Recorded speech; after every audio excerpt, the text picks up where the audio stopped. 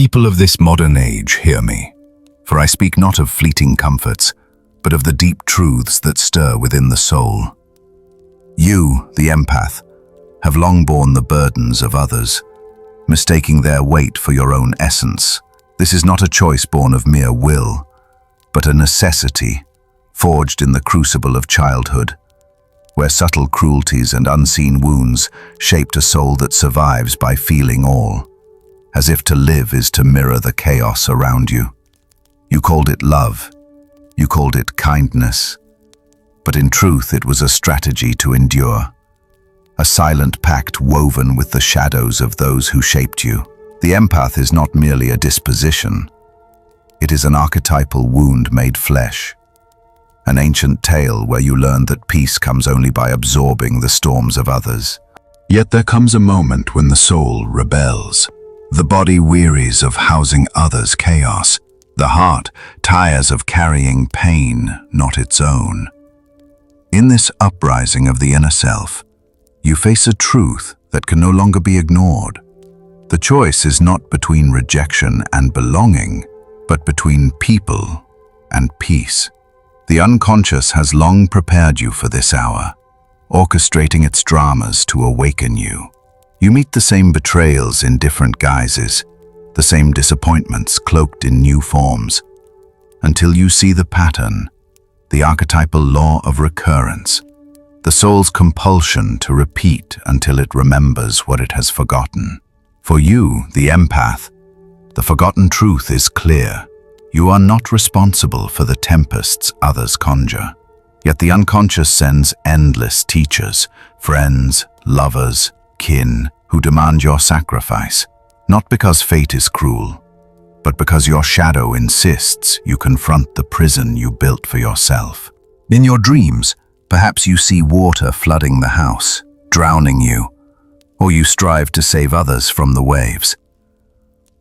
This is your unconscious crying out, showing you are submerged not in your own emotions but in the collective tide. You drink from it as if it were your lifeblood, yet the dream is a mirror, urging you to rise above the flood, to find the dry land of your soul. The savior archetype haunts you, whispering that to feel deeply is to redeem the broken. But what you call redemption often becomes possession. You do not save, you drown with them.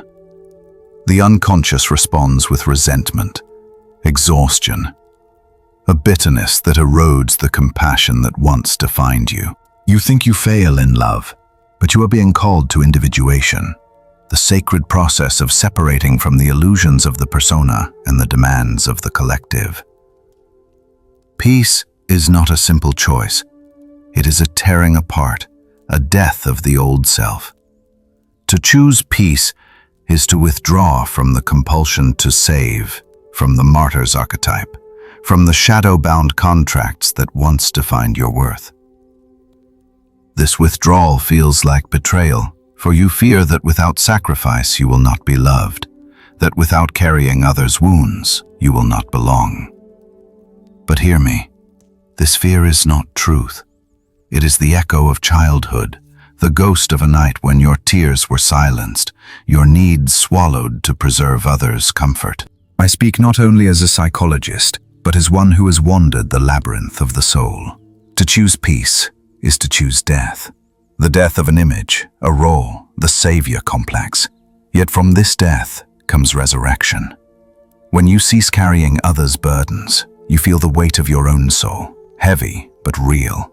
Beneath the storms, there is a still place within you, a temple untouched by chaos. The alchemists named it the lapis, the stone of wholeness, born from the marriage of your inner opposites. When you choose peace, the world resists. Friends call you selfish, family deems you cold, lovers find you distant. They do not see your transformation, for it threatens the contracts that bound you. This is your crucifixion.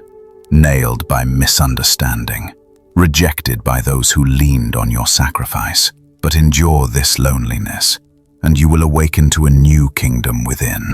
Consider a dream. A woman carries a basket of stones, each bearing the face of someone she knows: mother, father, spouse, child. She collapses under the weight, but as the stones spill, they sprout into trees, a forest of life. She realizes they were not stones, but seeds, never meant to burden her, but to be planted. So it is with you, empath.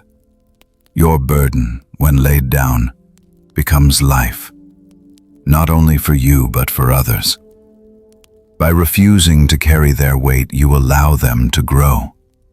Peace is not a withdrawal from love, but love purified of compulsion.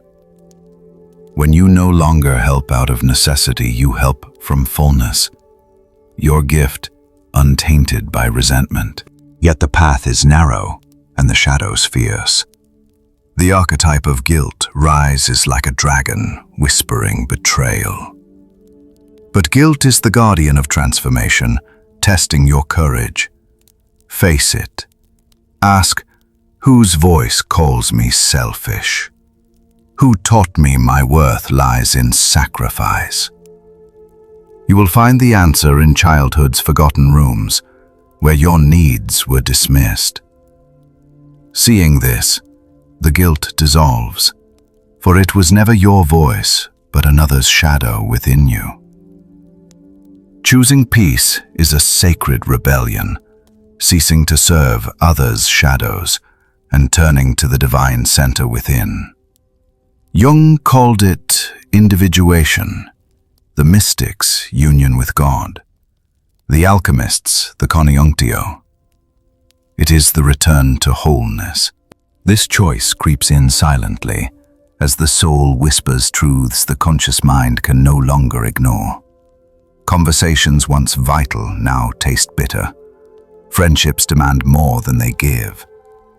Your body rebels with fatigue. Your spirit dims after tending others. This is your psyche's protest, insisting the drama must end. Your sensitivity, once your salvation, now threatens to destroy you. What made you belong now isolates you, turning gift into wound, blessing into burden, compelling you to grow beyond it. When you see your empathy hijacked by archetypes, the martyr, the savior, the scapegoat, you stand at liberation's threshold. But liberation demands betraying the role you played, a terrifying act. Dreams grow louder, a crowded marketplace, voices tugging at you, leaving you suffocated. These are not mere symbols, but your unconscious staging the reality you've lived. To heed such dreams is to admit you've been enslaved, not only by others, but by your own compliance. Shadow work is essential here. Why do you carry what is not yours? Beneath compassion lies fear of abandonment, of being seen as selfish, of the void when you're no longer needed. Admitting this is not condemnation, but freedom. For only by facing the shadow can you love without chains. The collective resists your awakening. Society glorifies the giver, the martyr, condemning those who choose solitude. You are imprisoned by both inner shadows and outer morality. But morality often masks the collective's fear of transformation. Your awakening threatens their contracts, forcing them to face their own shadows. Their accusations, selfishness, coldness, are confessions of their own repressed truths. Your peace becomes a mirror, feared for what it reveals. Jung said people avoid facing their souls, and your refusal to carry them forces that confrontation. Your act of peace is revolutionary, not just for you, but for all around you. Consider the archetype of the Christ, not merely the Savior, but the individuated self. He withdrew to the mountains, said no to kings and priests, was crucified not for what he gave, but for what he refused to surrender. To choose peace is to walk this narrow road, torn between the outer world's demands and the inner world's stillness. You may oscillate, retreating, then returning to old patterns. This is not failure, but initiation. A dialectical dance until you find balance. Neither servant nor stone, but a living center. Beware false peace born of bitterness. Shutting yourself away in anger is not peace, but avoidance. True peace does not fear others, but holds firm without collapsing. It is the calm center that meets the world without being consumed. Symbols haunt you. The wounded bird, the limping dog, the lost child.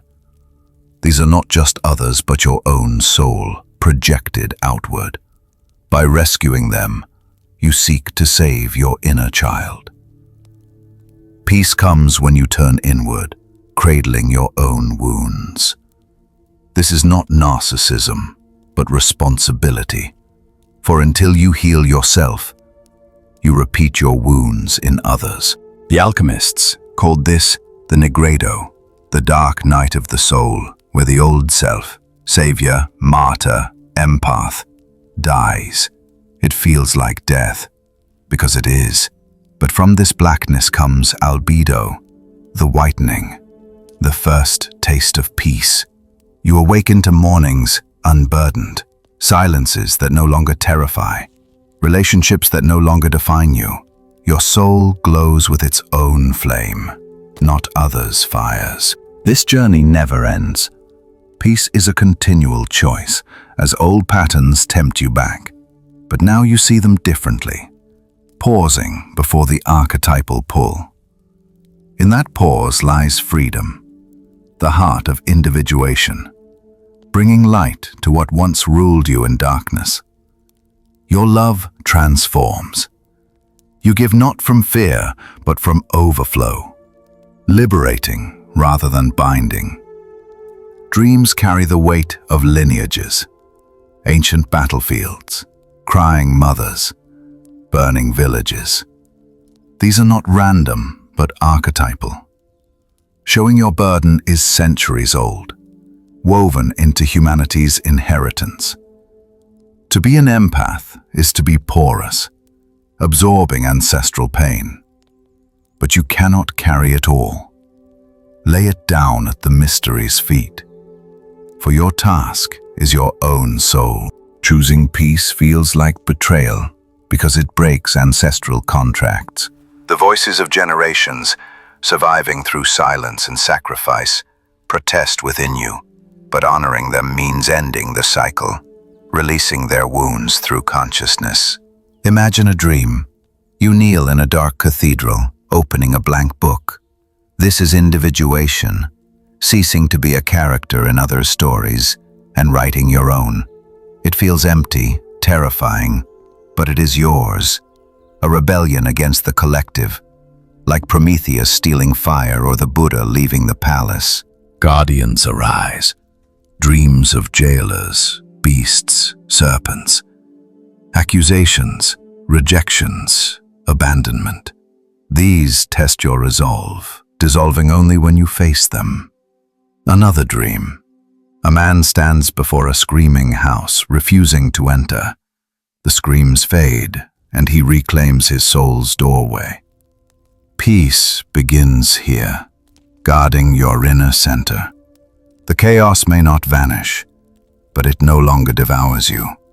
Love transforms. You meet others as mysteries, not projects, holding them with presence, not possession. Solitude is not loneliness, but fullness, hearing your soul's quiet stream, the divine within. Saints withdrew to deserts not to escape, but to find this fountain. You return to the world differently, no longer enslaved, giving without losing. Your peace becomes contagious, radiating healing. The empath dies, the sage rises, no longer an echo, but the voice of your eternal center. Imagine a final dream, a violet sky, a radiant tree, a crowd calling you back. Touching the tree, you realize it is your soul. The voices fade, and you are whole, at peace. Choose this daily, despite guilt or shadows, until it becomes your nature. In peace, you find the divine.